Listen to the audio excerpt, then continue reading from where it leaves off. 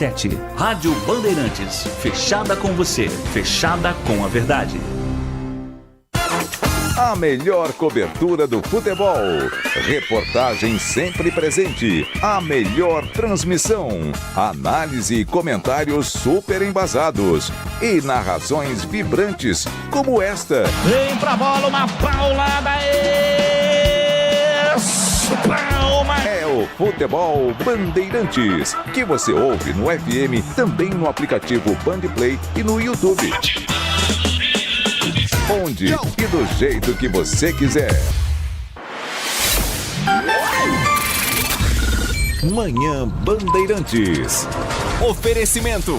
Recap, Sindicato dos Postos de Combustíveis de Campinas e Região. Acesse recap.org.br. E Pastore Turismo, especialista em viagens 50+, conforto, segurança e mais de 35 mil passageiros embarcados.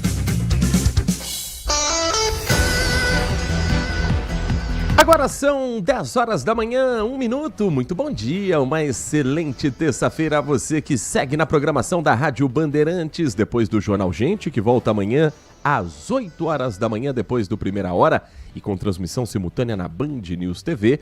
O nosso Manhã Bandeirantes está chegando e até às 11h30 da manhã eu convido você, meu amigo, você, minha amiga, a ficar por dentro do que é notícia aqui na região metropolitana de Campinas, no nosso interior de São Paulo e em toda a região que acompanha a programação da Rádio Bandeirantes pelo dial do FM 85.7 na faixa estendida do seu rádio.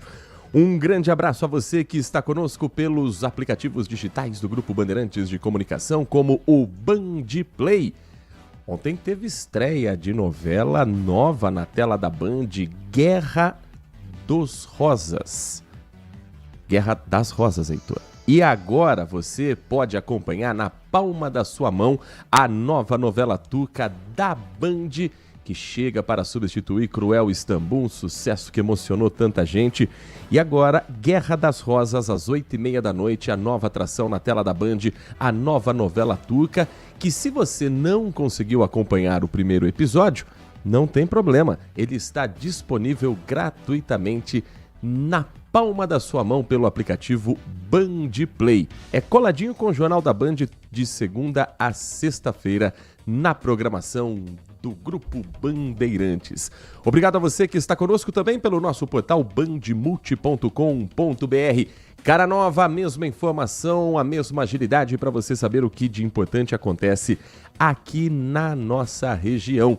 E para você que gosta do rádio com imagens, do rádio moderno, com os bastidores, direto do Complexo de Comunicação João Jorge Saad, aqui no Jardim São Gabriel, em Campinas, transmissão já iniciada.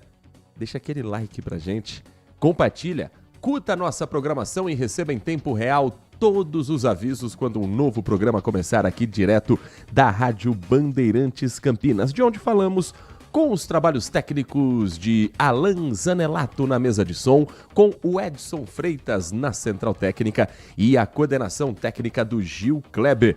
Vamos começar o nosso Manhã Bandeirantes informando você, motorista que nos dá carona pelas ruas, estradas, avenidas que cortam o nosso interior de São Paulo. Lembrando, você também pode participar do Manhã Bandeirantes, trazendo o seu registro, trazendo o seu relato, a sua informação para compartilhar com os nossos ouvintes, inclusive de trânsito. 19 é o DDD 971021493. 19 971021493. 1493. Você que passa pela região do Taquaral, próximo ao cartódromo, dentro da Lagoa do Taquaral, hoje tem uma obra que está acontecendo, uma manutenção. Você deve ficar atento ali à movimentação das equipes também ao longo do dia. É uma manutenção em galeria de águas pluviais na região do cartódromo, um dos pontos mais sensíveis nos momentos de temporal. Chove mais forte, o cartódromo é um dos pontos de alagamento que Campinas ainda tem que resolver. Então hoje a prefeitura fazendo esse trabalho que daqui a pouco a gente conta para você em detalhes também, mas já orientando você que vai passar pela região para entender o que está acontecendo, que equipes são essas que estão ali trabalhando naquela região. Para o motorista que nos dá carona pelas rodovias que cortam o nosso interior paulista, atenção a algumas ocorrências, e para você que vai pegar a estrada, para você que está se programando para ir à capital paulista, Tem um acidente que está registrado agora, um engavetamento. Não há informações de vítimas, felizmente, mas é no Rodoanel, no quilômetro 80, na pista interna do trecho que passa por São Bernardo do Campo. Atenção se esse for o seu caminho, atenção se esse for o seu destino. Um bloqueio parcial também neste momento em Piracicaba, na SP 308, a rodovia SP 308, é a Luiz de Queiroz, que tem um acidente nesse trecho em Piracicaba que provoca um bloqueio parcial. É entre a Luiz de Queiroz e a rodovia do Açúcar, na verdade. A 308 é a rodovia do Açúcar, mas é no acesso da Luiz de Queiroz para a rodovia do Açúcar, onde um engavetamento é registrado nesta manhã com bloqueio parcial. Informação da ETESP de 2 pessoas envolvidas no acidente, mas que não tiveram ferimentos. Um acidente também na rodovia Anhanguera, trecho de Americana, quilômetro 129, na pista sul da rodovia Anhanguera. Pista sul é sentido capital. Nesse momento, o veículo no acostamento, não provocando lentidão no trecho. Em Sumaré, mais cedo, um outro acidente foi registrado no quilômetro 110, na pista sentido interior. Esse ainda está com o atendimento sendo realizado. Veículo já retirado da pista, não houve feridos e a informação da concessionária CCR Autoban é de que nesse momento há pontos de lentidão pelo sistema Anhanguera Bandeirantes e inclusive próximo a esse trecho do acidente. Na pista de Sumaré, motorista reduz a velocidade do quilômetro 109 ao quilômetro 104, trecho entre Sumaré e Campinas. Lentidão registrada nesta manhã. Tem também tráfego carregado sentido capital no trecho do quilômetro 132 até o quilômetro 129.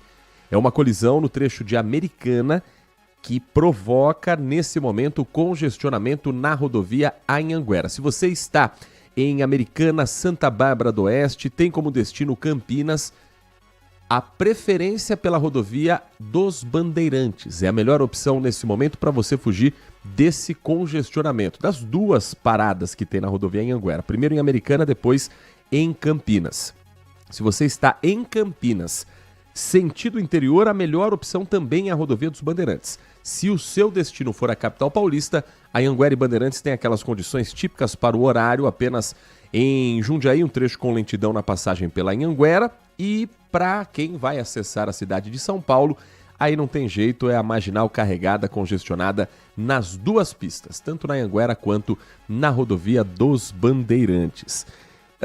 Que mais temos de informação aqui? Tem outras ocorrências mais distantes da gente, então tem um acidente agora registrado na Imigrantes, no trecho de Santos, com bloqueio parcial. Se esse for o seu caminho também, atenção redobrada para o motorista. No corredor Dom Pedro I, a gente tem informações atualizadas aqui da concessionária Rota das Bandeiras, com trânsito lento na rodovia Dom Pedro, no trecho de Campinas, quilômetro 131, pertinho ali do Galeria Shopping. Um acidente sem vítimas, chegou a provocar interdição da faixa da esquerda na pista sentido Jacareí. Se você mais cedo ficou travado na rodovia, essa é a explicação. Foi um acidente, repito, que não teve vítimas, felizmente, mas provocou essa interdição parcial. Nesse momento, trânsito já liberado, apenas esse mesmo ponto com o veículo no acostamento faz o motorista ficar um pouco mais curioso. É na pista expressa, pista local, trânsito flui sem problemas. E hoje tem um trabalho sendo realizado na entrada de Souzas, em Campinas, uma blitz educativa que vai até meio-dia, em frente ao supermercado Good Bom. O objetivo é entregar antenas cota-pipa, aquela anteninha que, caso o motociclista perceba um risco ou esteja passando por uma área onde alguém está empinando pipa, principalmente aquelas com linha chilena, linha com cerol, ela faz o corte antes que haja o contato com o pescoço do motociclista. É um equipamento simples, eficaz, mas que muita gente insiste em não colocar na motocicleta, às vezes por uma questão estética, viu? Muitas vezes por uma questão estética. O que está acontecendo agora? A Rota das Bandeiras, em parceria com o Detran e a Indec, estão promovendo ação de conscientização, instalando gratuitamente a antena corta-pipa para os motociclistas que passarem por lá, na entrada de Souzas. Blitz educativa em frente ao supermercado Good Bom até meio-dia. Se você está nas ruas acompanhando o Manhã Bandeirantes, se você é motociclista, uma oportunidade de você ter esse equipamento de graça e se proteger de um risco que, infelizmente, ainda é muito presente aqui na nossa região. Às 10 horas da manhã e mais 10 minutos, fiquei devendo para você, mas vou trazer agora a informação sobre o trabalho que está acontecendo. Começou ontem, da Secretaria de Serviços Públicos, com a manutenção preventiva no trecho de galeria de águas pluviais na Lagoa do Taquaral, uma rede responsável pelo escoamento das águas próximo ao antigo cartódromo, na rotatória da Avenida Doutor Heitor Penteado. As equipes realizam a substituição de aproximadamente 20 metros de tubulação de aço que já apresentava danos. Agora estão sendo colocados tubos de concreto armado, um material que, segundo a Secretaria de Serviços Públicos, combina concreto, armaduras de aço, oferecendo uma estrutura mais sólida e durável. Essa manutenção corretiva tem a intenção de melhorar a vazão no ponto mais baixo do cartódromo, que é exatamente onde costuma alagar em dia de chuvas mais fortes. Intervenção dessa semana, segundo a Prefeitura, não substitui a obra planejada para a região, que segue em fase final de estudos. Um projeto para ampliação da capacidade de captação e condução das águas pluviais, que é a água da chuva, com a implantação de uma rede auxiliar paralela à galeria que já existe por lá, que, segundo também a Prefeitura, já está operando no limite da sua capacidade. 10 da manhã e mais 11 minutos, vamos girar a informação com nossos repórteres e também com o que de mais importante acontece em Campinas neste dia 17 de março de 2026. Semana final, hein? Semana final para o verão brasileiro. Olha, atualização agora que a nossa produção acaba de passar e eu já transmito para você também sobre o acidente que eu falei na rodovia Anhanguera, que ainda provoca uma lentidão no trecho. É um caminhão carregado com leite que tombou ainda na madrugada, mas provoca reflexos porque a carga ficou esparramada pelo chão. O caminhão se espalhou também pela pista, todas as faixas tiveram que ser interditadas na pista sentido São Paulo. Registro chegou a 1,5 km, agora chega a quase 3 km de lentidão, por isso, repito, melhor opção para quem está na região de Americana e quer vir para Campinas ou seguir viagem para São Paulo é a rodovia dos Bandeirantes. Agradecendo também a produção aqui do Grupo Bandeirantes, sempre mantendo a gente informado para atualizar você em tempo real do que está acontecendo na nossa região. A gente falou sobre a fiscalização na Unicamp, que ontem começou de fato com multas para aqueles que desrespeitarem as regras de trânsito. E nós já temos um balanço do quanto isso representou de multas. Olha a importância mesmo de você ter uma fiscalização frequente, né? 39 multas no primeiro dia e a remoção de um veículo no balanço da INDEC. Há um mês já estavam sendo aplicadas as multas morais. Agora, das 7 da manhã às 7 da noite, vai ter amarelinho dentro do campus da Unicamp multando. E no primeiro dia já foram 39 infrações. O objetivo, segundo a Unicamp, através da Prefeitura Universitária, é ampliar a segurança viária e prevenir acidentes, reforçando o respeito à sinalização e às regras de estacionamento. Principalmente vagas exclusivas para idosos e pessoas com deficiência. Só no período da manhã, foram 40 orientações a motoristas estacionados de forma irregular. Então, quem estava dentro do carro, o amarelinho ainda deu aquela colher de chá. Moço, não pode parar aí não. Agora, quem deixou o carro, foi fazer as suas atividades, aí voltou com a surpresa das 9 atuações só no período da manhã. 6 por estacionamento em marca de canalização no solo, 2 por local proibido e um carro que o cara simplesmente parou estacionado na faixa de pedestres. No período da tarde foram 30 atuações por estacionamento irregular, uso de celular ao volante ou falta de cinto de segurança, além de flagrantes também de estacionamentos em vagas para idosos sem o uso da credencial. Então, a mesma regra que você segue para estacionar no centro de Campinas, para estacionar na rua da sua casa, você tem que seguir dentro do campus da Universidade Estadual de Campinas. É isso que está sendo proposto, nada mais do que isso.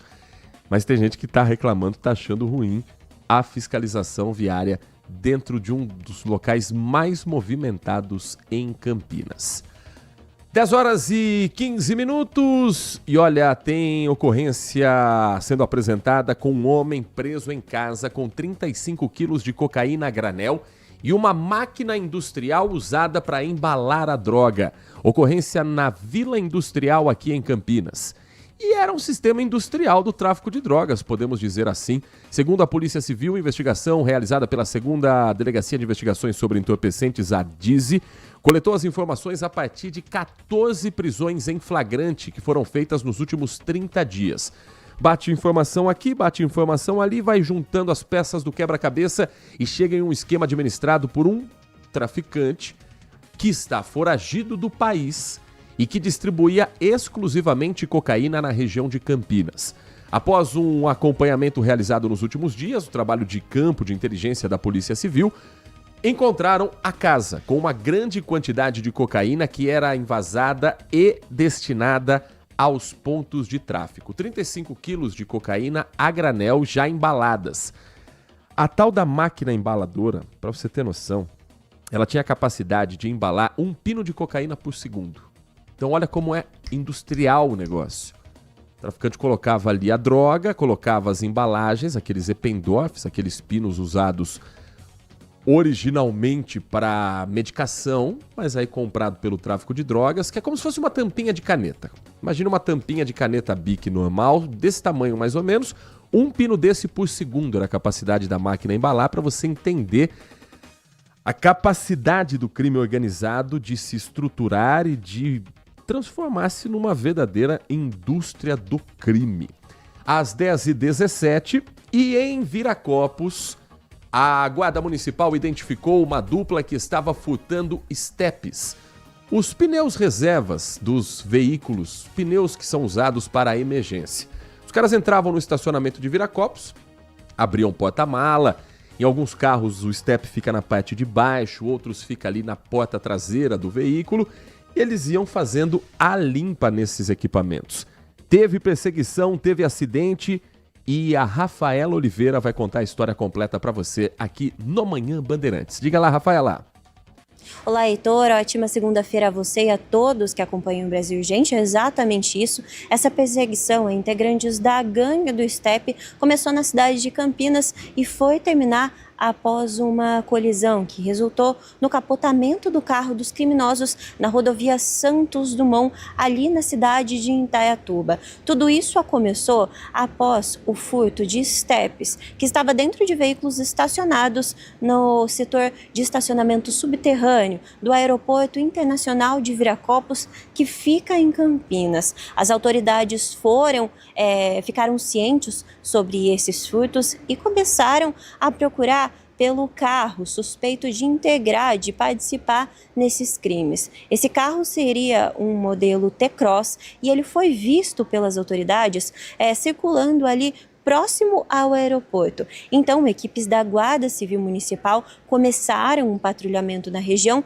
e viram um carro nesse modelo ali próximo a uma via próxima ao aeroporto. Então, eles tentaram abordar esse veículo que tinha alguns indícios suspeitos. Como ele estava mais rebaixado, parecia estar carregando um material mais pesado devido a esse rebaixamento ali que ele apresentava, e ao ser pedido para parar esse veículo, ao receber a ordem de parada, o motorista, ao invés de parar, ele acelerou. E teve início, então, uma perseguição que seguiu pela rodovia Santos Dumont, sentido Indaiatuba. Essa perseguição, como eu disse, ela só terminou após esse veículo ele capotar na via. E os 2 homens que estavam dentro dele, eles fugiram a pé para fugir da prisão. Mas os guardas municipais, eles iniciaram ali a perseguição e conseguiram deter ao menos um desses homens. O outro, infelizmente, conseguiu fugir. Durante a vistoria dentro desse veículo usado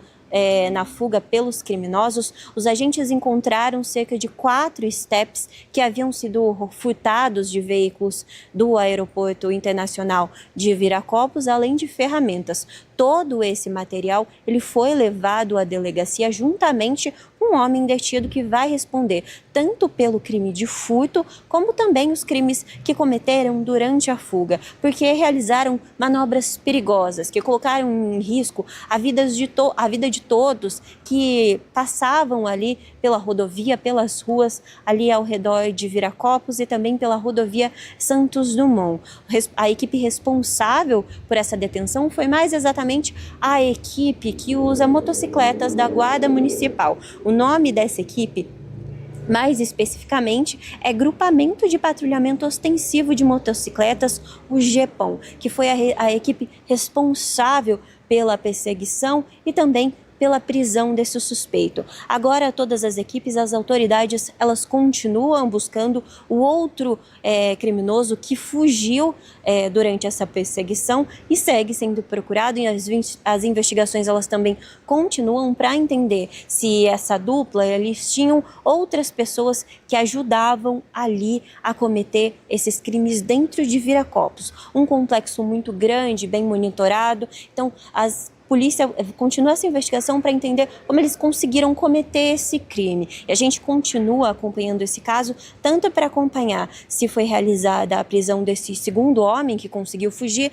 tanto para entender como funcionava esse esquema de furto de pneus, de estepes, de dentro de veículos no Aeroporto Internacional de Viracopos. Eu volto com você no estúdio, Heitor. Muito obrigado, Rafaela Oliveira. Aqui você confere também um trabalho no portal bandmulti.com.br.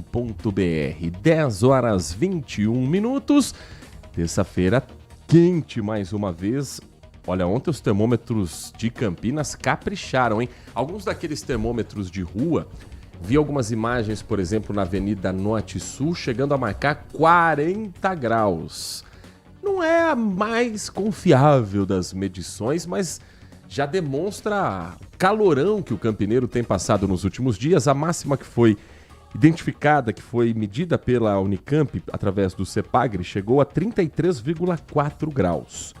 Hoje, Campinas já registrou quase 28 graus e meio, agora 27,8, vamos arredondar para 28 graus na cidade nesse instante, com a umidade relativa do ar em 64,8%. E o vento está fraquinho, 7 km por hora, ou seja, a sensação térmica aumenta e aumenta bastante. Nath Luquezzi, você já antecipou no início dessa semana que o verão vai embora, mas não sem antes deixar um calorzão pra gente nessa semana. E a previsão vai se concretizando. Bom dia para você. Bom dia, Heitor. Bom dia a você, ouvinte. Pois é, e hoje a massa de ar seco permanece sobre a região, o que gera esse tempo estável, bastante calor durante o período da tarde e, por enquanto, sem possibilidade de formação de chuvas. As temperaturas máximas para hoje podem chegar aos 34 graus e para esses próximos dias a previsão é que o tempo permanece estável também, sem possibilidade de chuva. Amanhã as temperaturas se mantêm elevadas, com máximas também próximas ali aos 33, 34 graus e mínimas altas também, próxima dos 20 graus. Agora, no dia 19, na quinta-feira, o aumento de nebulosidade deve diminuir um pouco, as temperaturas máximas ali em 31 graus, as mínimas 22 graus, isso seria diminuir um pouco, 31 graus de máxima. A umidade relativa do ar deve permanecer bastante baixa nesses próximos dias, então é importante que a gente tenha aí muita atenção quanto à hidratação. Para o outono, que começa especialmente agora, oficialmente, às 11h45 da manhã de sexta-feira, a gente fica pensando, e aí, quando é que vem essa primeira massa de ar polar, que é um pouco mais intensa, que faz com que as temperaturas caiam? Ela deve chegar no Brasil somente na virada de maio para junho. Esse sistema aí sim pode provocar um frio um pouco mais acentuado, com possibilidade de geada em algumas áreas e temperaturas mínimas próximas dos 10 graus. Mas, por enquanto, o mês de abril, mesmo sendo outono, ainda vai ter bastante característica de verão. Com esse sol, a energia também acaba tendo uma opção a mais e que tem cada vez mais caído no gosto do campineiro. Estou falando da energia fotovoltaica. Você sabe que Campinas cresceu demais nos últimos anos nesse tipo de energia e já é a 4ª cidade do estado a mais utilizar a energia fotovoltaica, que tem uma diferença em relação ao aquecimento solar. A gente vai entender esses números, esse trabalho que está sendo realizado para ampliar as energias consideradas mais limpas no país e entender como é que Campinas está se adaptando a esses novos tempos em instantes, na volta do nosso Manhã Bandeirantes. Manhã Bandeirantes.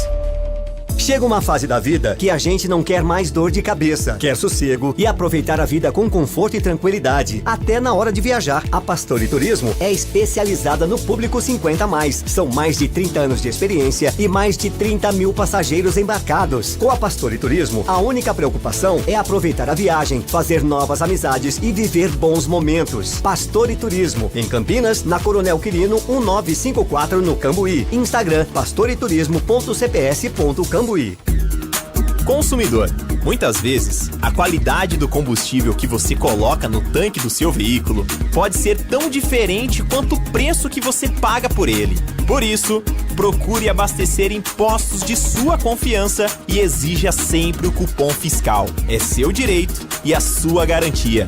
Recap, Sindicato dos Postos de Combustíveis de Campinas e Região. Acesse recap.org.br. Copa do Brasil 2026. Cobertura completa com a equipe líder de audiência na Rádio Bandeirantes. Nesta quarta-feira, a Ponte Preta enfrentará o Atlético Goianiense na quarta fase da Copa do Brasil. Atlético Goianiense e Ponte Preta, às 20 horas no estádio Antônio Ascioli, em Goiânia. Acompanhe no FM 85,7 e no youtube.com/Rádio Bandeirantes Campinas. Futebol é com a Bandeirantes. Futebol é com a Bandeirantes.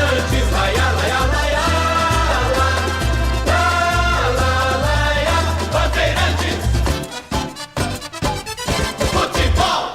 Olá, ouvinte da Rádio Bandeirantes, aqui quem fala é Walter Sena. Eu estou aqui para convidar você para acompanhar as principais notícias do dia no Band Cidade. De segunda a sexta, às 10:07 da noite, logo depois do Datena. E você pode também participar com informações em flagrantes do seu bairro, da sua rua. Mande seu vídeo, mande sua fotografia. O WhatsApp da Band é o 19991969255. Anote aí, 991969255. Informação com credibilidade, marca registrada do Grupo Bandeirantes. Portanto, não perca o Band Cidade às 10:07 da noite. Até lá! Manhã Bandeirantes.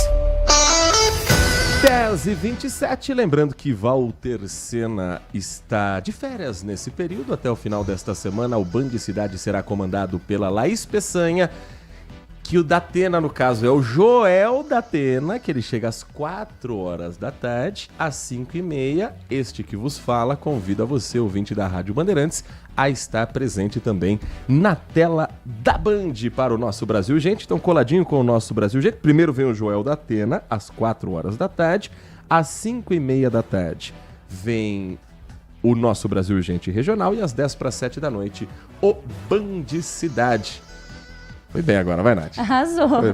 Realmente. Bela arrumada vida, na chamada mas velha. Mas tá bom, o importante é que o nosso ouvinte possa assistir e ter informação de qualidade. Às 10h28, olha só, a geração solar apresentou um crescimento de 27% no Brasil em fevereiro agora de 2026, num comparativo em relação ao mesmo período de 2025. Esse levantamento foi feito pela Câmara de Comercialização de Energia Elétrica. As usinas solares no Brasil registraram a produção de mais de 4.900 megawatts médios contra 3.900 megawatts médio no período do ano passado. Na mesma base de comparação, as usinas térmicas, eólicas e hidrelétricas apresentaram quedas. As térmicas de 9,1%, as eólicas 7,8% e as hidrelétricas de 5,1%. O boletim da Câmara de Comercialização de Energia Elétrica indica que, no total, a geração de energia do Sistema Interligado Nacional teve uma redução de 4,2%. Mas o estudo demonstra que vários estados estão optando por uma energia mais limpa pela energia solar. E existem algumas diferenças na produção da energia fotovoltaica em relação à energia do aquecimento solar. Fazendo o recorte para o estado de São Paulo, Campinas é a quarta cidade que mais utiliza energia fotovoltaica, atrás da capital paulista, de Ribeirão Preto e de São José do Rio Preto. Para a gente falar sobre esses números, entender como funciona a energia fotovoltaica e principalmente como é que Campinas está inserida nesse contexto, nosso convidado presente aqui nos estúdios da Rádio Bandeirantes Campinas é o Rafael Santoro, engenheiro da Ecobrisa Energia, que vai explicar um pouquinho para a gente sobre essa transição energética que o Brasil está vivendo. Rafael, muito bom dia, é um prazer recebê-lo aqui nos nossos estúdios. Bom dia, Heitor, bom dia, Nath, bom dia ao ouvinte. Obrigado aí pelo convite, primeiramente, né? É muito importante a gente falar de um tema tão atual como é a energia solar. Ainda como você bem colocou, existem, por parte de alguns consumidores, essa pequena dúvida, que é, não é aquele mesmo sistema que aquece água? Não, são coisas separadas, né? O aquecedor de água, ele foi muito viável, porque ele veio há alguns anos, bem antes da energia solar, mas porque a energia solar ainda não estava tão viável no Brasil, essa virada foi mais ou menos em 2020, quando as grandes usinas começaram a perder espaço para geração distribuída, que a gente fala, que são as usinas mais espalhadas, mais pulverizadas entre residências e empresas, né? Então hoje a gente tomou a frente das grandes usinas que a gente vê lá no Nordeste, de grande geração, e essa geração está mais pulverizada, e essa parte do mercado, essa fatia do mercado tomou muito mais espaço, né? Então cada vez mais se fala de energia solar e isso vai se popularizando no ouvido do cliente. Agora ele consegue distinguir que não é aquecimento de água que a gente falava,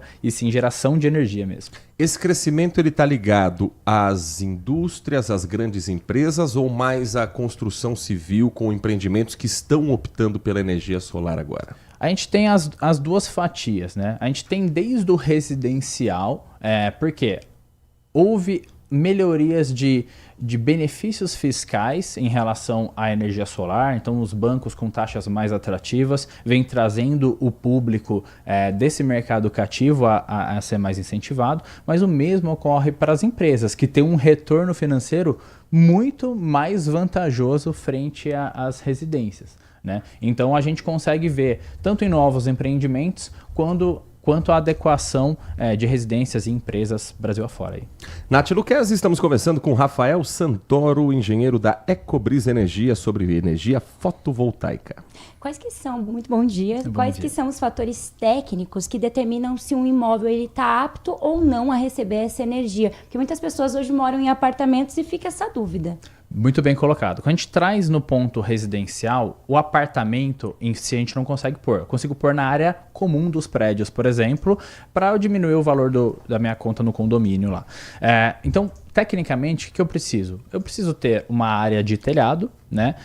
E uma conta de energia onde vai ser analisado a média desse cliente, né, ao longo dos últimos 12 meses, eu consigo dimensionar a quantidade de placas, de painéis que vai no telhado dele, ou seja, numa instalação de solo, para que eu consiga gerar essa energia ao longo de todo o ano dele. Então, se tiver um telhado, uma conta de energia, é o mínimo necessário para a gente começar. Agora, uma dúvida simples, mas que eu tenho certeza que é de muita gente. Você pensa em energia solar e nós estamos num país tropical, nós estamos num país em que você tem o sol presente 12, 13, 14 horas por dia. Mas existem os dias nublados, os dias chuvosos. Tem aquele dia que o sol simplesmente não dá as caras. Como que se faz para ter a energia acumulada, reservada, ou é preciso ter uma segunda fonte de energia para dias nublados, quando você tem a captação através da luz do sol? Excelente pergunta, Heitor. O que acontece, né? O sistema, como você bem falou, ele gera durante o dia. Ele está atrelado à luz, tá? Não é nem ao calor, como algumas pessoas relatam, e sim a quantidade de luz. Então, o que eu tenho que dimensionar? Eu tenho que dimensionar um sistema que ele vai gerar energia para todo o meu consumo diário e noturno também, inclusive contando nos dias que estão nublados, né? Que vai ter uma geração menor porque eu tenho menos irradiação do sol. Então, a gente sempre faz uma conta baseada em softwares que tem um histórico solarimétrico, né? Um histórico de radiação de 20 anos. Então eu consigo minimamente prever como que vai ser essa geração. Então eu gero a mais durante o dia.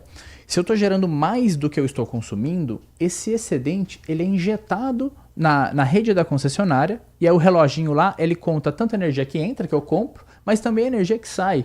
E aí, essa energia que sai, ela gera um crédito para mim, para eu abater nos horários noturnos ou em dias nublados, por exemplo. E isso acontece ao longo de todo o ano, inclusive para a sazonalidade de inverno e verão, que eu gero muito mais no verão, então eu faço uma gordurinha ali, uma poupancinha, para eu usar o que eu não vou conseguir gerar tão bem no inverno, porque eu tenho menos irradiação, por exemplo. A economia final, isso eu vou sentir a longo prazo? Existe uma média de tempo até eu sentir realmente no bolso essa economia? Nath, uma vez que o sistema está homologado e instalado, a partir do momento que a concessionária troca o medidor e autoriza eu ligar, eu já estou economizando instantaneamente. Então, no final daquela próxima fatura, eu já vou sentir a diferença no bolso. E a hora que vier um mês cheio, aí maravilha, né? Claro que se a gente começar a gerar no inverno, pode ser que eu comece a gerar um pouquinho menos, mas quando chegar no verão, ele já vai compensar. Existe a dúvida, né? Se vai zerar literalmente a conta, e não é isso, então. Não é isso, bem colocado, a gente precisa muito ressaltar esse ponto, né? Existe um mínimo que a gente paga para concessionária, que é o custo de disponibilidade. Afinal, se a gente precisar da energia, ela está lá o tempo todo. Então não é justo com a concessionária eu também não pagar nada, né? Eu pago esse mínimo. Então a gente faz um cálculo para bater até uns 95% da conta. Agora, a eficácia é igual à da energia elétrica produzida, por exemplo, por hidrelétricas? Uma pergunta bem simples. A água no chuveiro vai ficar tão quente quanto aquele chuveiro ligado na energia elétrica normal? Perfeito, excelente pergunta. O que acontece? São sistemas de geração de energia diferentes, né? Então, uma hidrelétrica eu gero 24 horas por dia, porque eu tenho apenas o fluxo de água. O fotovoltaico não, ele é um produto que eu gero durante o dia, mas a energia que a gente compra, né, da concessionária ou que a gente produz, o sistema ele se mistura, né, com os tipos de tecnologia. Indo direto ao ponto do aquecimento, enfim, de toda a energia que você vai gastar, isso é indiferente, tá? No fim das contas, a gente está falando do mesmo produto final que é a energia, independente da fonte. Estamos conversando com Rafael Santoro, engenheiro da Ecobrisa Energia, falando sobre a energia fotovoltaica e esse período de transição energética, com Campinas sendo a 4ª cidade do estado de São Paulo a mais utilizar essa tecnologia. Como é que funciona a questão de manutenção e qual que é a vida útil dessa placa? Perfeito, Nath. Os fabricantes, eles dão uma garantia para o consumidor de 30 anos de geração. Então, no 30º ano, essa placa ela tem que estar gerando entre 80% e 85% do que ela gerou no primeiro ano. Isso dá muita segurança ao consumidor, mas é importante a gente ressaltar que ele tem que trabalhar e contratar empresas sérias que compram produtos de qualidade, né? Quanto à manutenção, a gente está falando apenas de limpeza, né? A cada 6 meses, mais ou menos, ideal a gente fazer uma limpeza nas placas, obviamente com uma empresa qualificada, né? Para que aquela sujeira, aquela poeira não diminua a minha geração de energia. O ouvinte da Rádio Bandeirantes participando conosco aqui também pelo WhatsApp 19971021493. O Edmilson, nosso ouvinte de todas as manhãs, final do telefone 9884. Ele escreve aqui, boa pergunta da Nath. Conta na faixa de R$200, compensa ter a energia solar? Excelente pergunta, tá, Edmilson, né? Isso. Então, Edmilson, é um valor que você vai ter um retorno financeiro muito longo. A gente está falando ali, muito longo entre aspas, né? Acima de 5 anos. Dá para você fazer? Dá. O que é legal? De repente você juntar com algum parente, 2 parentes ali, todo mundo põe o mesmo nome nas contas de energia e você faz um sistema maior. Vocês juntos vão conseguir ter um retorno financeiro melhor, porque o excesso de energia que gerar na sua residência, você pode passar para o parente A, para o parente B, e aí todo mundo racha a conta. Se você fizer com contas abaixo de R$400, o retorno financeiro fica um pouco mais longo, tá? Ele questiona aqui também a respeito do uso do FGTS para aquisição da energia fotovoltaica. Esse é um projeto que está em Brasília, que foi apresentado no Senado Federal. É um projeto do senador Messias de Jesus, do Republicanos do estado de Roraima, e foi apresentado no ano passado. Ele ainda está em tramitação. A proposta altera a lei do FGTS para que seja permitido o uso do saldo do Fundo de Garantia do Tempo de Serviço para a compra e instalação de sistemas de geração de energia solar em residências urbanas e rurais. O projeto coloca ali que o dinheiro será usado em algo sustentável e econômico, com algumas regras. Então, o titular da conta do FGTS poderá usar uma vez a cada 5 anos até 50% do saldo disponível, também podendo usar o benefício cooperativas ou consórcios voltados à geração compartilhada de energia solar. Mas ele ainda está em tramitação, esse projeto. Ele ainda não foi colocado para votação. Ele visa o saque de 50%, como eu disse, a cada 5 anos, mas sabe como são as coisas em Brasília. Depende, claro, da vontade do presidente do Senado, Davi Alcolumbre, colocar ele em discussão, em pauta para votação. Você acredita que um projeto como esse possa popularizar a energia fotovoltaica e ajudar nessa transição energética? Sem dúvida, Heitor. Eu acho que esse é o papel do nosso governo, né? A gente tem que ir na direção de popularizar cada vez mais o sistema e trazer essa vantagem para o consumidor final. Então, se a gente continuar nessa linha de ter mais benefícios, incentivos para a gente colocar a energia solar no nosso telhado, é maravilhoso. É muito, muito bem-vindo.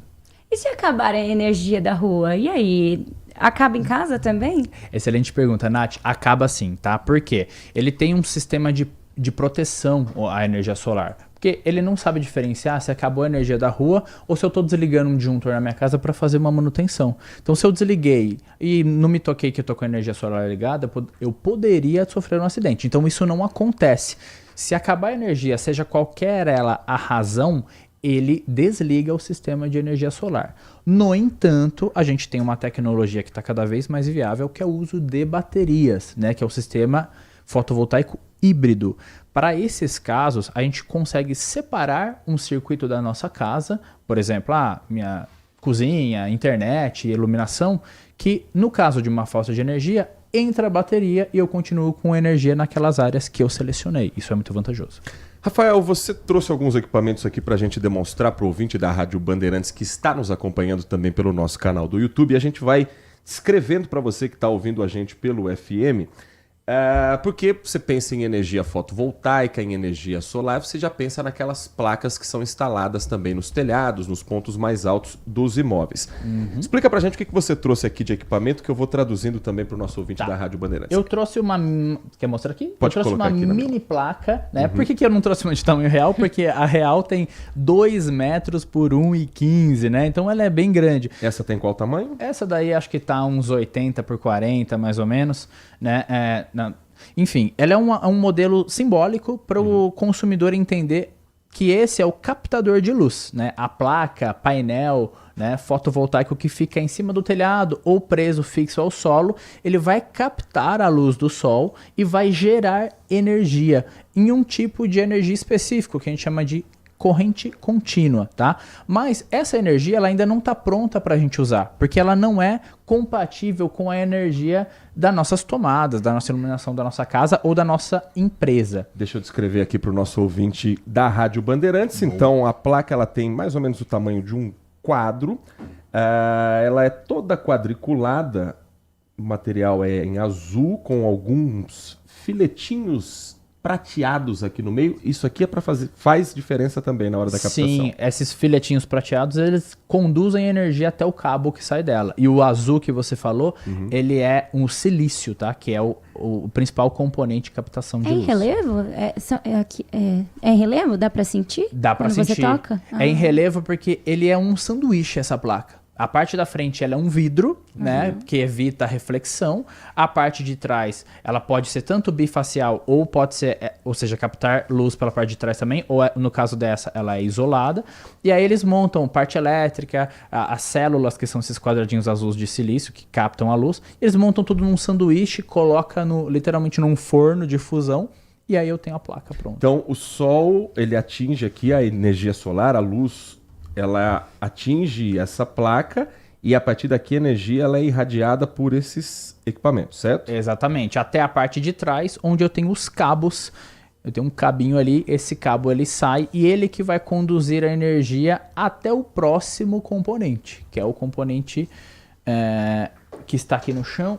Vamos pegar esse segundo componente. Então, uma vez captada a energia solar, esse é mais pesado. Ele é mais pesado. Esse parece mais uma bateria de uma grande máquina, certo? ele é chamado de microinversor, tá? A gente tem os modelos grandes também, que são em parede, mas são muito pesados, então para facilitar aqui a demonstração, a gente trouxe o microinversor. Qual que é a função desse componente? É basicamente transformar o tipo de energia de corrente contínua para corrente alternada. Por quê? Corrente alternada é o que a gente usa na nossa casa, nas nossas empresas, indústrias, que é compatível com a rede da concessionária. Por isso que esse carinha aí é tão importante. E pesado. E pesado. E pesado. Bom, então, para você colocar na sua casa, para você ter em casa a substituição, essa transição energética para energia fotovoltaica, esses equipamentos são básicos e necessários. Fundamentais, e eles que correspondem pela maior parte do investimento, aí cerca de 70% do valor do kit fotovoltaico. O resto é fixação, cabos, esse tipo de coisa, né? Que aí são produtos nacionalizados. Mas esses dois, principalmente, são importados da China. Há uma manutenção, um acompanhamento sobre o funcionamento uma vez instalado na casa? A limpeza, que a gente comentou com a Nath, e também uma vez por ano é legal a gente fazer uma verificação elétrica, né? Uma foto térmica para ver se não tem nenhum ponto de aquecimento. Mas isso aí na instalação elétrica como um todo, não só na parte de energia solar, tá? Vamos falar de valores? O que contribui para que esse valor final da placa seja mais interessante para o consumidor? Perfeito. Além dos incentivos que eu citei, né, a gente teve uma movimentação mercadológica nos últimos anos que trouxe esse equipamento para uma viabilidade muito melhor, tá? Então, quando a gente fala cerca de uns 3 anos atrás, ali 4 anos atrás, 2022, a gente comprava um kit de umas 8 placas, que é para uma família de 4 pessoas aí, né, com uns 450 kWh de consumo, na faixa de quase 20 mil reais. Hoje, por pouco mais de 13 mil reais, a gente consegue comprar os mesmos equipamentos, tá? Então eu passei de um retorno financeiro de 5,5 anos, 5 anos e meio, para 3 anos e meio. Então, o valor ele veio muito nessa tendência e ele tende a estabilizar agora, né? Tende a estabilizar, obviamente que a gente tem que ficar de olho nos fretes, por causa das questões de guerra e tudo mais, então pode ser que venha a ter um aumento também, mas a gente está no melhor momento para comprar agora. Quando você falou que o valor pode ser compartilhado com outros familiares, eles podem estar em bairros diferentes, em locais diferentes, ou tem que estar próximo ali uma residência a outra? Excelente pergunta. Quais são as condições? Eles têm que estar na mesma área de concessão da concessionária. Tá. Então, se é a concessionária aqui de Campinas, pode ser que seja a mesma concessionária de uma cidade vizinha, mas tem que ser o mesmo CNPJ de concessionária, independente de bairro ou cidade, tá? Então, é uma fronteira de prestação de serviço, tá? E as contas têm que estar no mesmo nome, né, CPF, ou no mesmo CNPJ, para que essa transição de créditos de energia possa ser efetuada. Existem tipos de placa? Existem tipos de placa diferentes, sim. As de maior custo-benefício são essas que o Heitor mostrou, tá? Que são as placas rígidas que a gente coloca ou em telhado ou em solo, tá? O que muda é o tipo de fixação. Mas existem outras placas que são placas em telhas, placas flexíveis, mais harmoniosas à arquitetura, mas não tem o mesmo retorno financeiro. Agradecendo aqui também a participação de Vani Pereira Ribeiro, assunto interessante abordado com excelência pelo engenheiro Rafael. E quem quiser conhecer um pouco mais, Rafael, quem quiser tirar algumas dúvidas, como é que é o caminho para conversar com você, com a equipe da Ecobrisa e assim ter também mais detalhamento, porque são várias as dúvidas de um processo que o Brasil está aprendendo a lidar com essa transição energética. Como é que pode também tirar algumas dessas dúvidas com você, com o pessoal da Ecobrisa? Perfeito. Antes de eu passar nosso contato, é legal lembrar que a Ecobrisa é um grupo, né? Então eu estou falando da divisão da Ecobrisa Energia, que cuida da parte de energia solar, mas temos a Ecobrisa Climatizadores, 32 anos pioneira na climatização evaporativa, então a gente estava falando de calor, é uma coisa que a gente pode ajudar. E também a Ecobrisa Soluções na parte de locação de climatizadores e manutenção também, tá? Vocês podem nos encontrar nas redes, né, no Instagram, então @ecobrisa, @ecobrisa energia, @ecobrisa soluções, ou também nos nossos sites, né? Climatizadores Ecobrisa, ecobrisaenergia.com.br. Nós conversamos com o Rafael Santoro, engenheiro da Ecobrisa Energia, falando sobre energia fotovoltaica. Campinas, quarta cidade do estado a mais utilizar a energia fotovoltaica, atrás de São Paulo, de Ribeirão Preto e de São José do Rio Preto. É característica geográfica mesmo ou o campineiro ainda não se interessou tanto assim? Então, a gente estava falando muito de calor. Se a gente pegar Ribeirão e São José do Rio Preto, são cidades extremamente quentes, né? Então a gente acaba tendo o consumidor voltado muito ao investimento de ar-condicionado, e aí ele vê a conta subir e naturalmente fala, pô, vou buscar uma solução para baixar. Mas há uma tendência de subir Campinas, ultrapassar, porque são municípios menores do que Campinas. Sim, né? Existe essa tendência. Se a gente olhar também para Ribeirão e São José do Rio Preto, são cidades menos verticalizadas. Então a gente tem mais residências e menos prédios. Campinas está um pouco nessa contramão, mais próximo de São Paulo. Tanto que se você vê, a capital não está em primeiro, né? Porque é uma cidade muito verticalizada. Então, como na parte de prédios, que eu falei para vocês, a gente tem que aproveitar que outras residências enviem créditos para a gente, porque só dá para instalar na área comum, Campinas pode ser que passe sim, mas a gente vê que os imóveis de prédios estão cada vez mais populares, né? Rafael, muito obrigado pela sua atenção com o nosso ouvinte. Aprendemos muito sobre energia fotovoltaica nesta terça-feira. Espaço sempre aberto para a gente falar de um assunto em alta também no nosso país. Grande abraço, bom trabalho a você e toda a sua equipe. Heitor Nath, muito obrigado, foi um prazer. Às 10h51, rápido intervalo. Na volta, a gente traz o seu comentário, a sua opinião aqui no Manhã Bandeirantes. E Campinas está realizando nesta semana uma feira voltada para apresentar a tecnologia agrícola para as famílias do campo, a tecnologia voltada principalmente para a agricultura familiar. O ministro do Desenvolvimento Agrário esteve em Campinas na abertura desse evento e, além de falar sobre a feira, falou a respeito do assentamento Marielle Vive, aqui na região, ligado ao movimento dos trabalhadores sem terra. A gente vai entender tudo isso na sequência do nosso Manhã Bandeirantes. Você está ouvindo Manhã Bandeirantes. Oferecimento. Recap, Sindicato dos Postos de Combustíveis de Campinas e Região. Acesse recap.org.br. E Pastore Turismo, especialista em viagens 50+, conforto, segurança e mais de 35 mil passageiros embarcados. Consumidor. Muitas vezes, a qualidade do combustível que você coloca no tanque do seu veículo pode ser tão diferente quanto o preço que você paga por ele. Por isso, procure abastecer em postos de sua confiança e exija sempre o cupom fiscal. É seu direito e a sua garantia. Recap, Sindicato dos Postos de Combustíveis de Campinas e Região. Acesse recap.org.br. Quando você sintoniza Bandeirantes, quando ouve pela internet no seu computador, quando seleciona Bandeirantes no aplicativo, é fato e certo que você encontra informação a todo momento, para você saber, para analisar e formar a sua própria ideia sobre os fatos. É fato e certo. Bandeirantes. A melhor cobertura do futebol. Reportagem sempre presente. A melhor transmissão.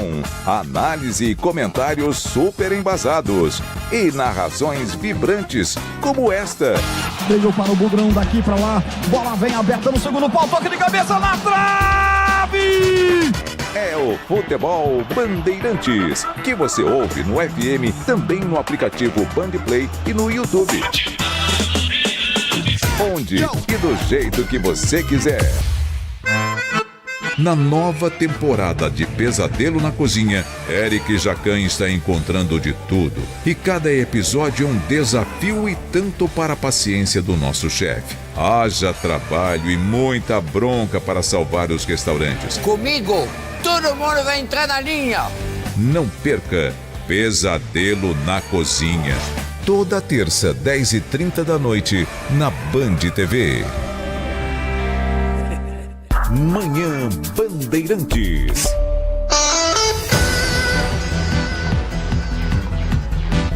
Dez horas da manhã, 54 minutos, 10h54. Vamos colocar o ouvinte também para participar dessa edição do... Ó, gostei. Ouvinte do Manhã Bandeirantes. Parece a trilha da Branca de Neve e os Sete Anões.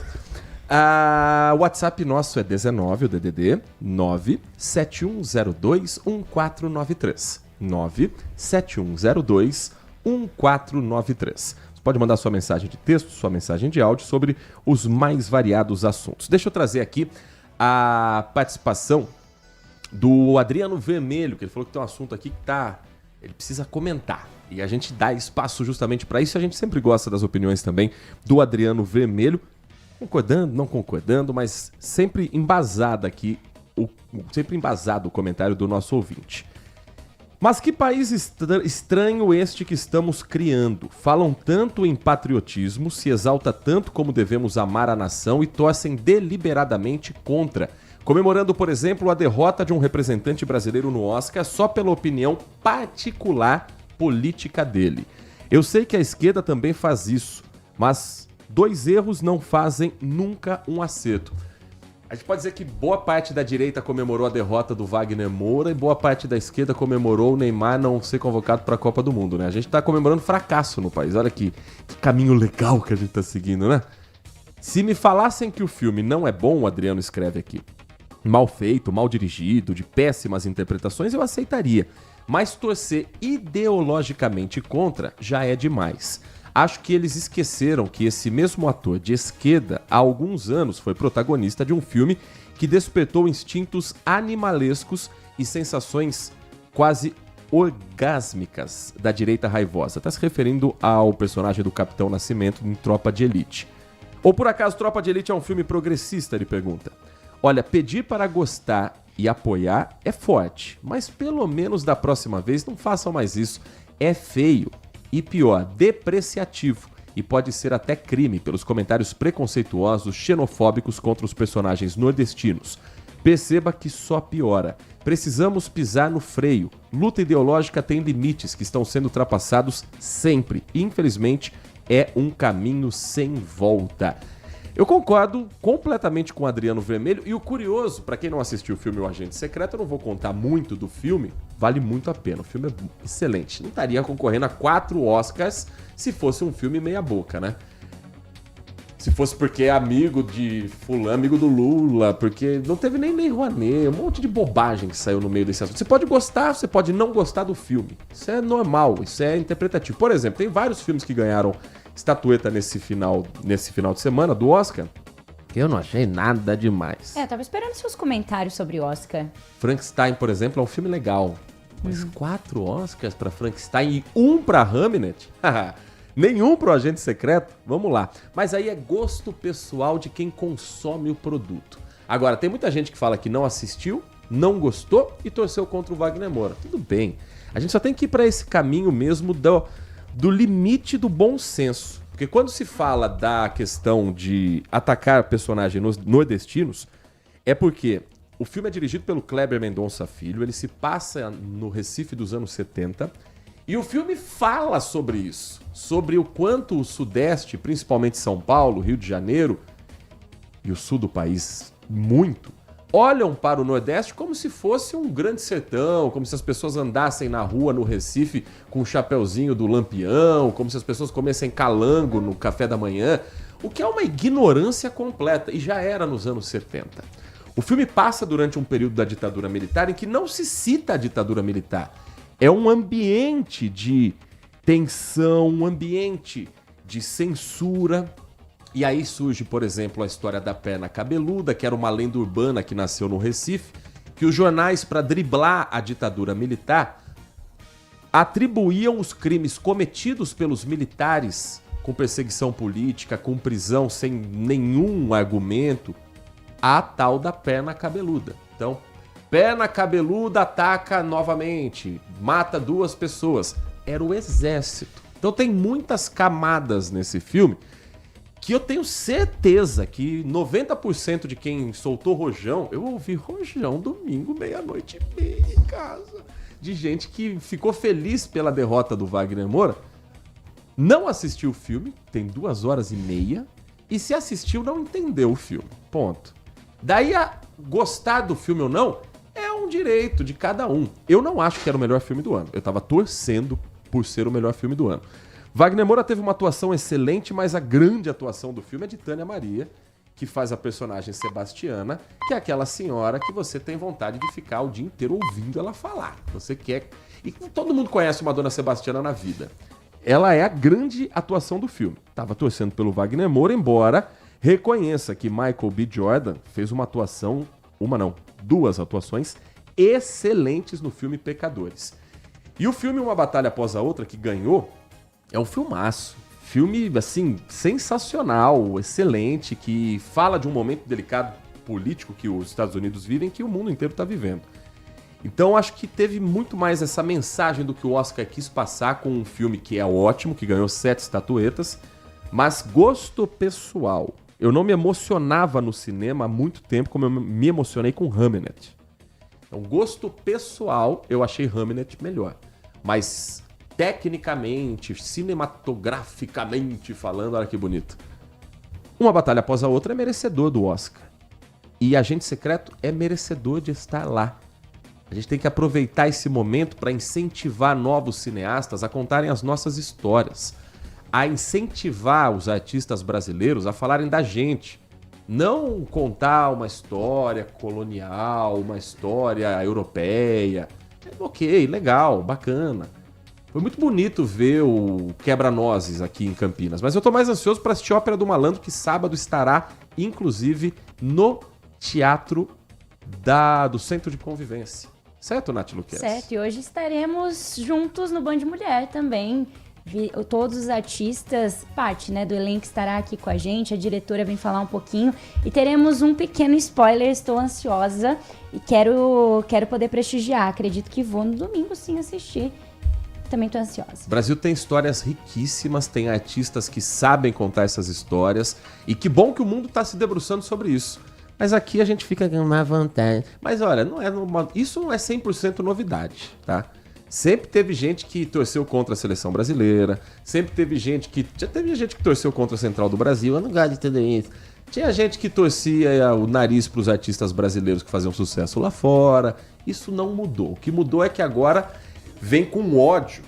Agora não é mais a pessoa que não gosta do Wagner Moura, a pessoa que quer destruir o Wagner Moura. E esse ódio é que é o problema, porque ele tá em tudo. Ele tá em qualquer discussão da nossa sociedade. Heitor, e melhor filme internacional? Fiquei chateado. Valor Sentimental, um filme norueguês. Esse eu ainda não pude assistir, mas falaram que é lindo esse filme.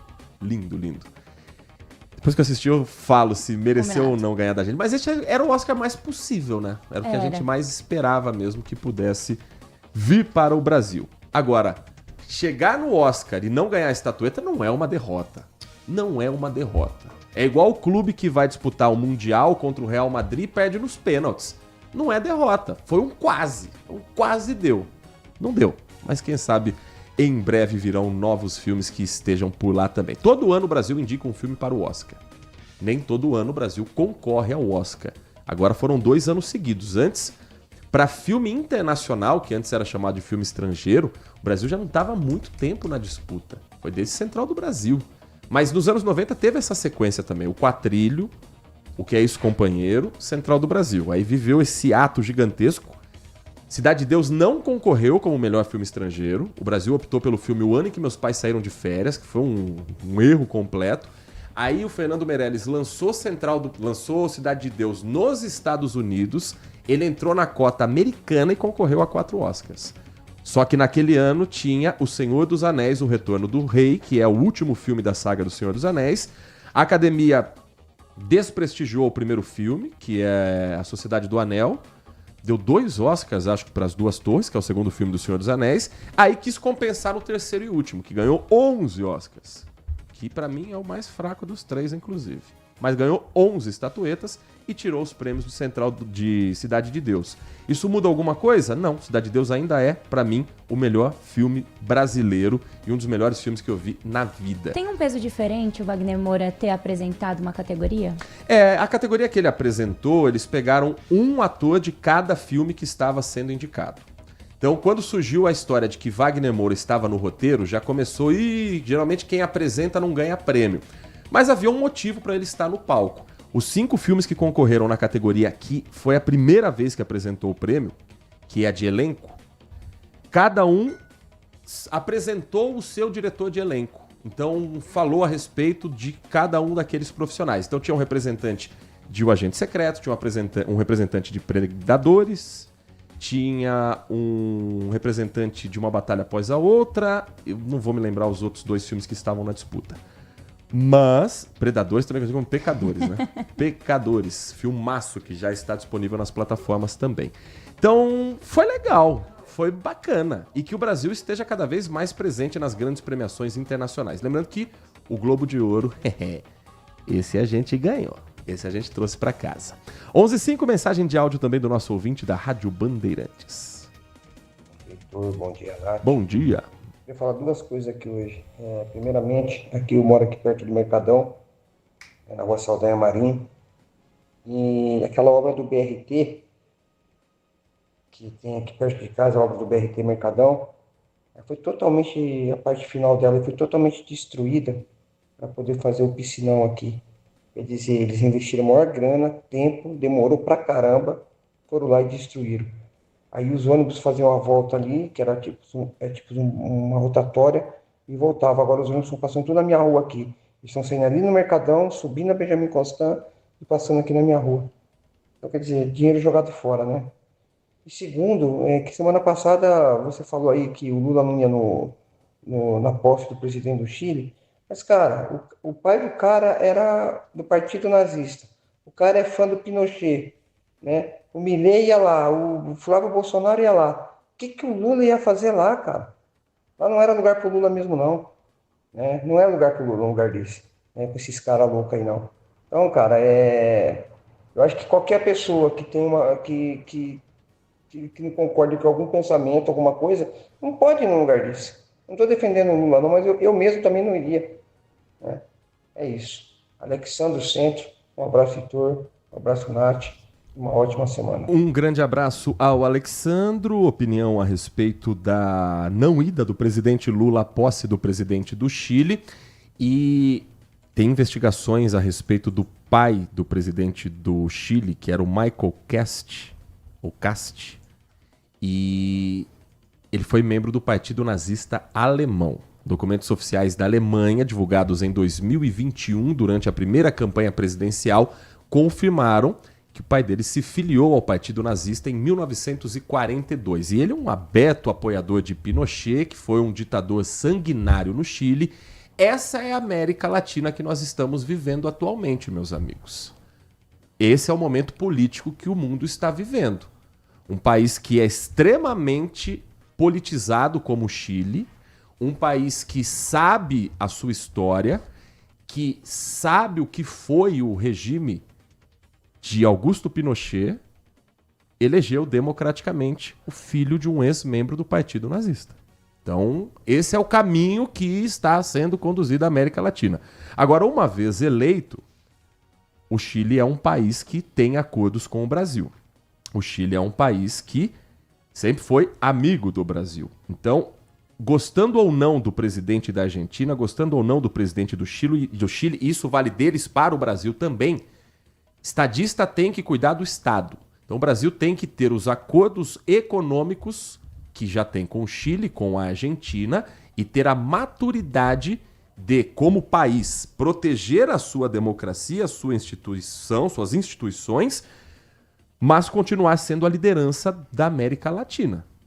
E nós estamos num momento bem delicado. Mais uma mensagem de áudio do nosso ouvinte. Bom dia a todos. Bom dia. DJ Ale. Heitor Fredo, gostaria de abordar um ponto com você. Eu acho que foi o Cláudio Humberto no programa anterior. Ele comentou e me veio uma pergunta na cabeça, né?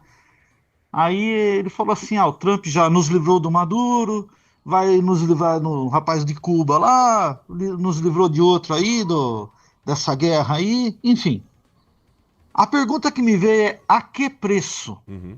Porque olha só, preço de tudo está subindo, né? Subiu o combustível, aí é uma cadeia. Eu já fui no mercado, sinceramente, da semana passada para cá, eu tive uma sensação que eu não tinha desde a época da hiperinflação. Tudo subindo de preço, só que naquela época da hiperinflação, chegava de um mês para o outro, o governo sempre subia o salário mínimo. Agora é perda real, porque o salário mínimo sobe uma vez só por ano.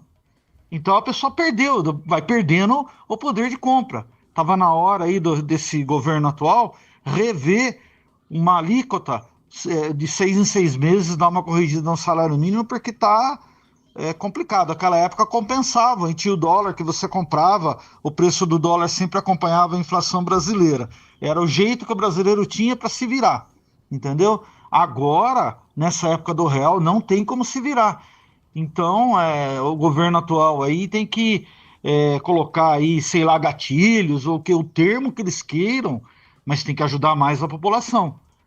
Mais do que só diesel, porque o Brasil não anda só de caminhão.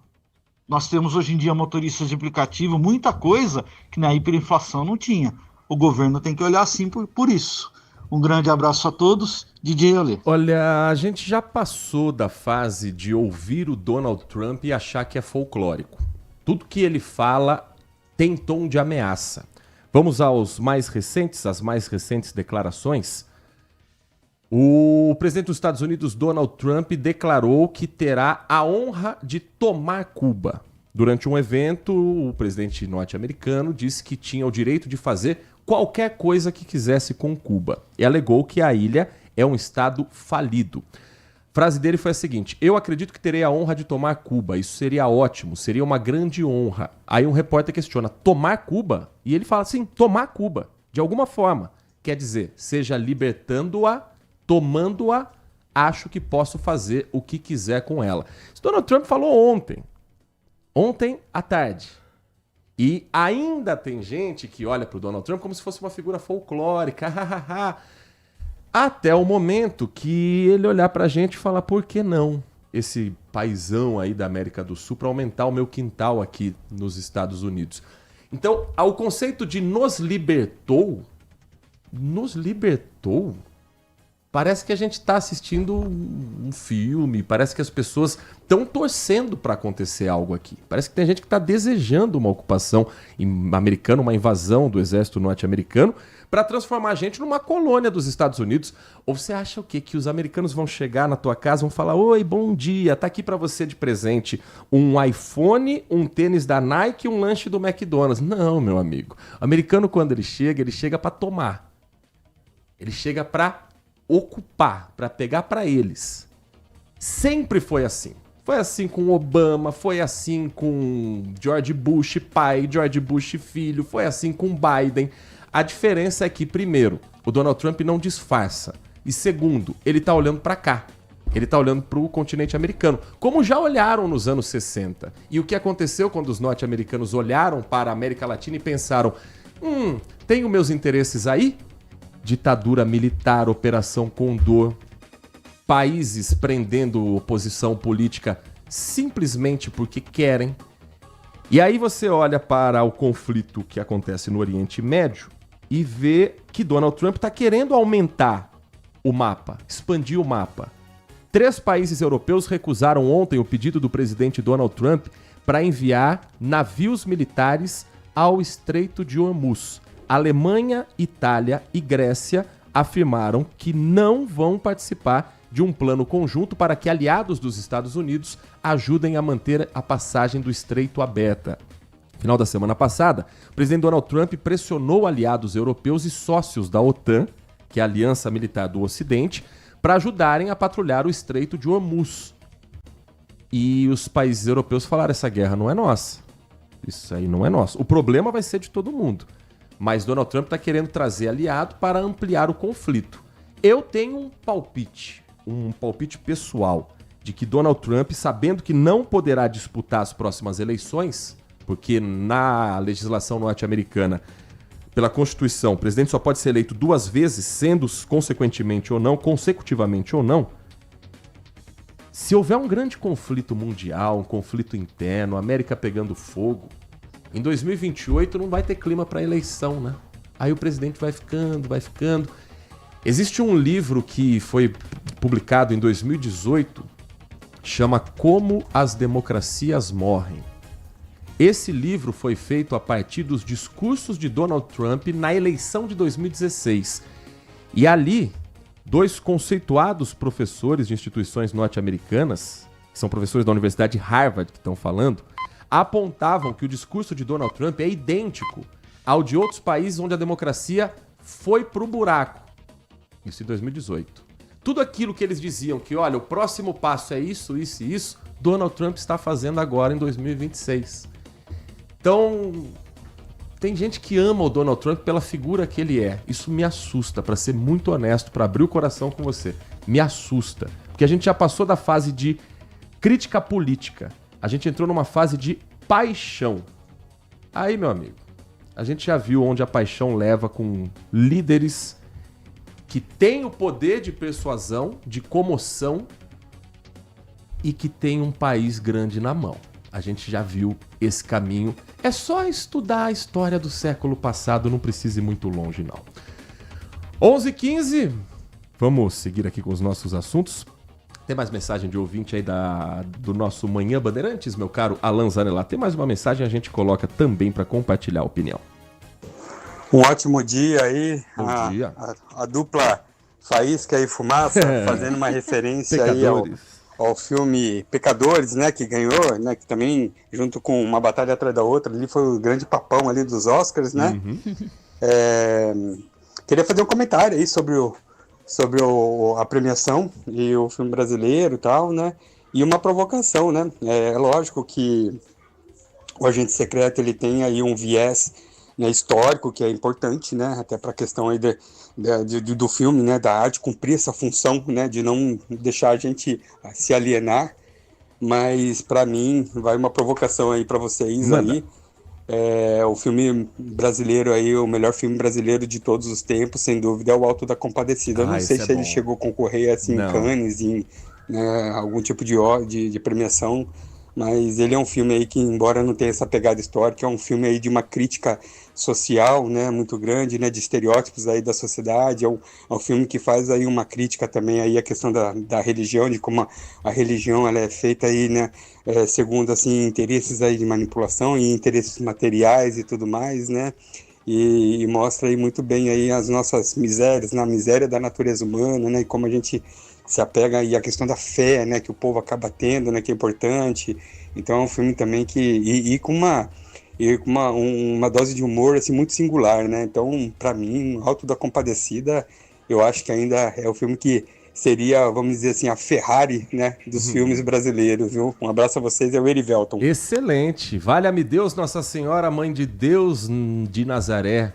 A vaca mansa dá leite, a vaca brava dá no pé. Já fui homem, fui menino, só me falta ser mulher. É assim que é chamada a compadecida Fernanda Montenegro. Filmaço da obra de Ariano Suassuna, que vale muito a pena mesmo. Já assistiram Alto da Compadecida, Nath Luquez? Já assisti, claro. Duda, já assistiu? Duda.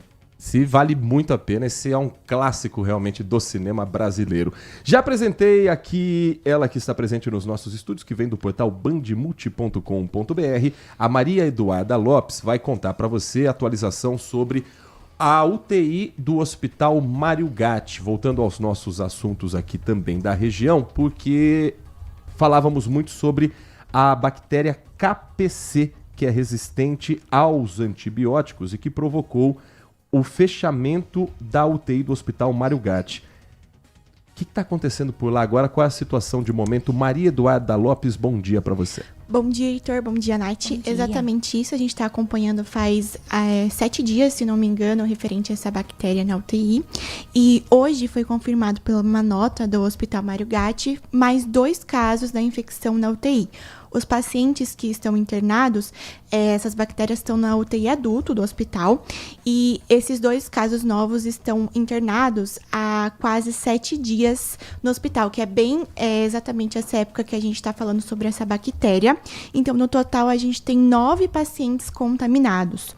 E para acabar com isso, O hospital está fazendo algumas medidas, está adotando algumas medidas, como a limpeza dos leitos, intensificação da higienização de mãos e treinamentos para a equipe de higiene e limpeza.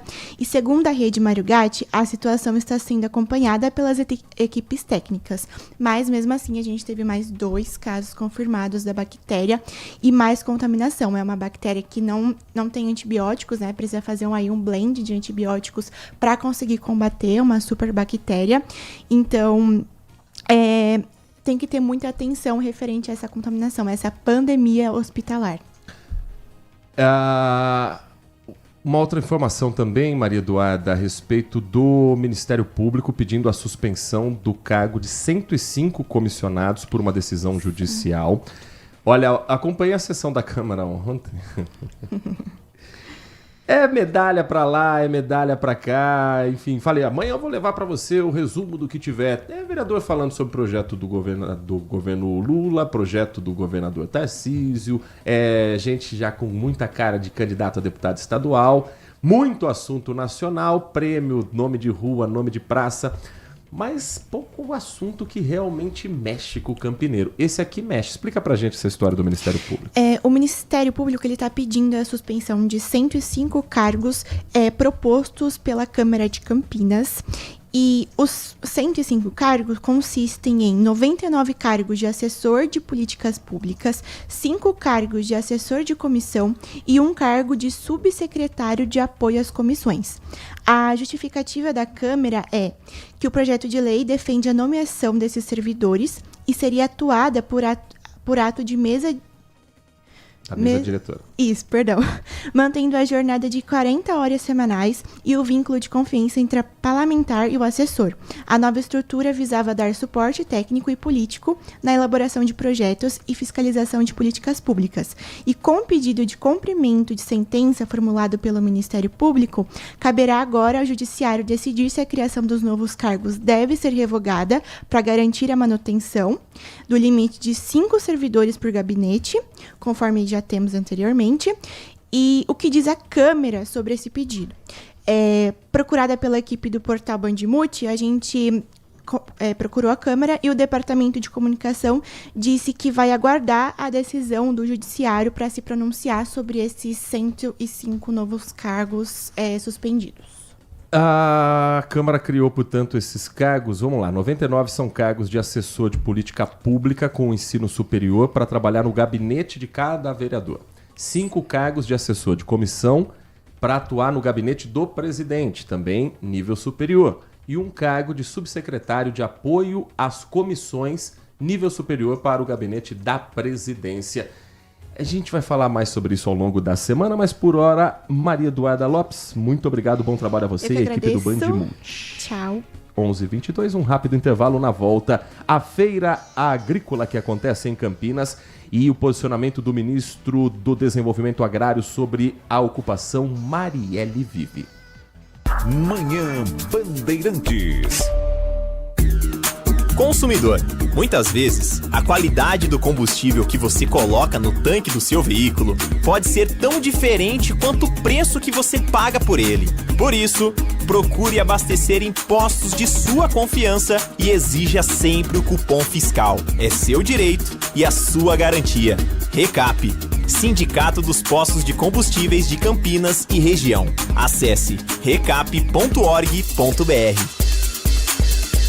Chega uma fase da vida que a gente não quer mais dor de cabeça, quer sossego e aproveitar a vida com conforto e tranquilidade, até na hora de viajar. A Pastore Turismo é especializada no público 50+. São mais de 30 anos de experiência e mais de 30 mil passageiros embarcados. Com a Pastore Turismo, a única preocupação é aproveitar a viagem, fazer novas amizades e viver bons momentos. Pastore Turismo, em Campinas, na Coronel Quirino, 1954, no Cambuí. Instagram, pastoreturismo.cps.cambuí.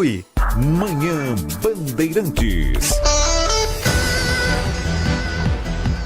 Rapidinho, já estamos de volta a 11h24 para contar para você que Campinas recebe a Feira Nacional de Máquinas e Tecnologias para a Agricultura Familiar. Começou ontem, vai até amanhã no Expo Dom Pedro, que fica dentro do Shopping Dom Pedro. A Lucimeire Ramalho conta para você o que é que está sendo apresentado nesse evento. O Célio fez uma viagem longa para chegar à feira. Ele veio da cidade de Caroebe, em Roraima. Lá, ele produz hortaliças e bananas. E as novidades em máquinas que ele encontrou aqui vão ajudar e muito na produção agrícola. A ideia é já fechar negócio. A gente veio com essa expectativa de ter contato com essas máquinas, levar essa imagem que o mercado hoje oferece para o que tem de melhor para a agricultura familiar, digamos assim. A Bianca é agricultora familiar em Martinópolis, no estado de São Paulo. Ela se encantou com as novidades em máquinas. Então, a feira como essa faz com que todos tenham interesse de permanecer lá dentro da zona rural e continuar produzindo alimentos saudáveis. A feira é voltada ao pequeno agricultor, ao agricultor familiar. No espaço se encontram novidades do setor de máquinas e tecnologias que vão ajudar a plantar, a colher e a lidar com a terra. Para a superintendente regional da Companhia Nacional de Abastecimento, a CONAB, um investimento para o setor que é responsável por boa parte do alimento que chega em nossas mesas. 70% de toda a alimentação que vai à mesa é oriunda da agricultura familiar. Então vai fazer muita diferença, vai aumentar a produtividade deles, vai aumentar a renda deles em torno de 30%. E o que é melhor, de certa forma, vai evitar o êxodo do produtor jovem, do filho do produtor rural, que ele se desloque da propriedade, da pequena propriedade e que vá para a cidade. Participam do evento agricultores, pesquisadores, gestores públicos e empresas do setor. Além das novidades em máquinas e tecnologias, os visitantes acompanharam palestras e rodas de conversa. Nesta edição do evento são mais de 40 expositores, com máquinas que vão facilitar o trabalho do pequeno agricultor e aumentar a produtividade. Entre elas, esta roçadeira, acionada por um controle remoto. O equipamento pode ser controlado a uma distância de até 500 metros. Inclusive é um controle remoto muito parecido com o controle de drone, então se trabalha na sombra, trabalha sentado. Ela tem um alcance de 500 metros de cobertura, então você consegue fazer bem distante, né, desde que tenha avisada para poder trabalhar. Então é para dar realmente uma condição de conforto para o nosso agricultor que a gente tanto preza. O ministro do Desenvolvimento Agrário e Agricultura Familiar visitou a feira. Ele conversou com os agricultores e falou da importância deste evento, com foco no pequeno agricultor. Quase 90% dos proprietários agrícolas no Brasil são de pequeno porte. E assim, nós temos que oferecer a eles mecanização, tecnificação para diminuir a penosidade no campo e aumentar a produtividade e reter a pessoa no campo para fazer um trabalho que seja um trabalho que ela consiga fazer com menor sofrimento. Além desse assunto, o ministro do Desenvolvimento Agrário, Paulo Teixeira, falou a respeito do assentamento Marielle Vive.